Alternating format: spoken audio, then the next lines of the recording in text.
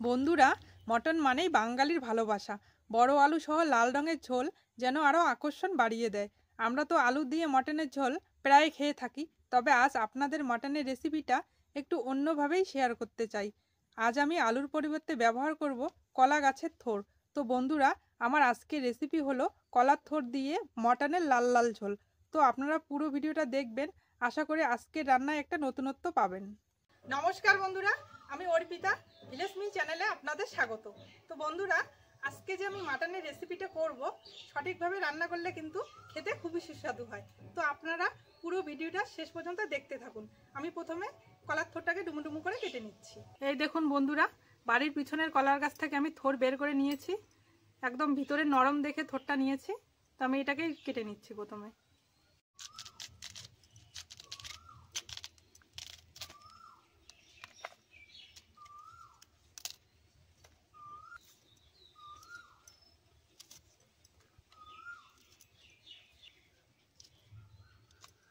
আমি যে এরকম বড় বড় সাইজের করে কেটে নিলাম, জলের মধ্যে দিচ্ছি। এই যে এরকম।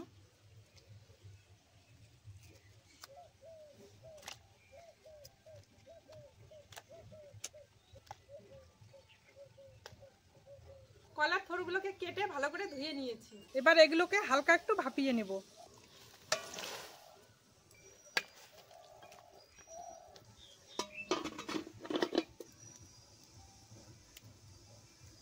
কলার থোরটা এদিকে ভাপা হতে থাক, আমি এদিকে মাংসগুলো ম্যারিনেট করে নিচ্ছি।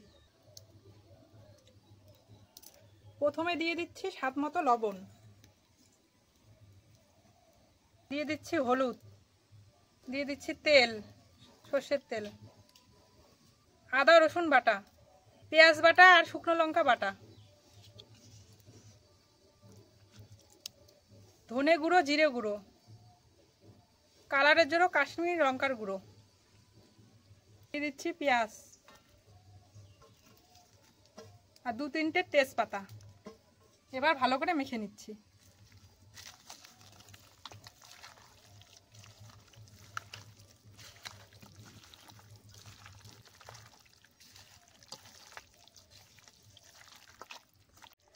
বন্ধুরা, মাংস কিন্তু মেখে নেওয়ার উপর স্বাদ নির্ভর করে।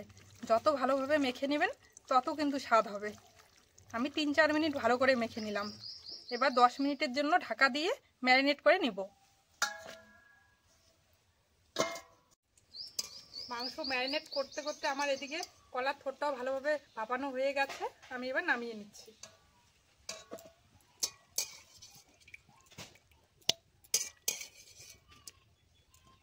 কড়াই ধুয়ে নিয়ে আসলাম। এবার কলার থোরগুলোকে ভেজে নিচ্ছি। কড়াইয়ে দিয়ে দিচ্ছি তেল,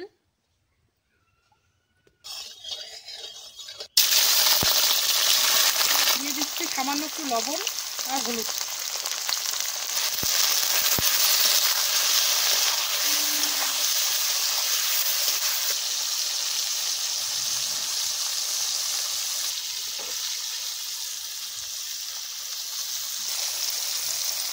ভাজা হয়ে গেছে, এবার নামিয়ে নিচ্ছি।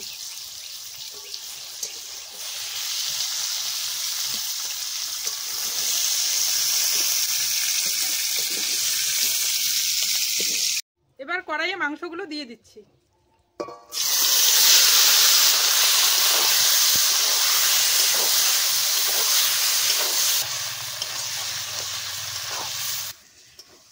মাংসগুলো দিয়ে 1 মিনিটের মতো নাড়াচাড়া করে নিলাম। এবার সেদ্ধ করার জন্য জল দিয়ে দিচ্ছি।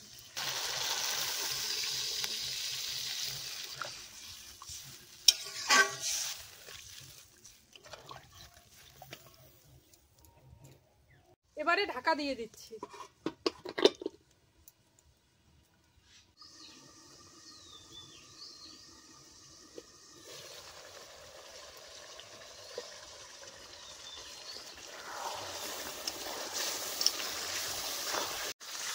ঢাকনা তুলে তুলে মাংসগুলোকে ভালোভাবে কষিয়ে নিলাম। আর একটু কষানো হয়ে গেলে ঝোলের জন্য জল দিয়ে দেব। ভালোভাবে কষিয়ে নিলাম। এবার ঝোলের জন্য গরম জল করে রেখেছি, গরম জল দিয়ে দিচ্ছি।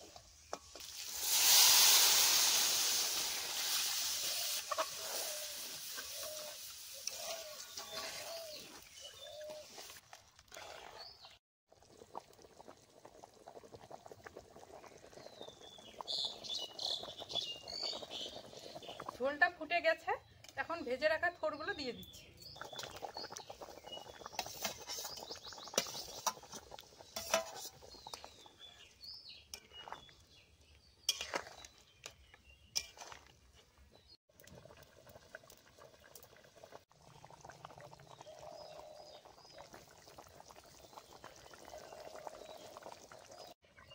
থোড়গুলো দিয়ে আরও 3-4 মিনিট জাল করে নিলাম।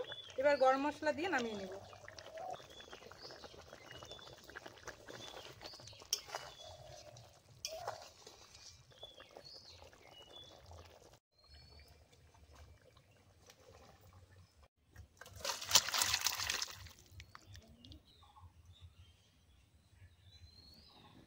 বন্ধুরা, ভিডিওটি শেষ পর্যন্ত দেখার জন্য অসংখ্য ধন্যবাদ। ভিডিওটি ভালো লাগলে লাইক, কমেন্ট, শেয়ার অবশ্যই করবেন আর পেজটিকে ফলো করে আমাদের পাশে থাকবেন। ধন্যবাদ।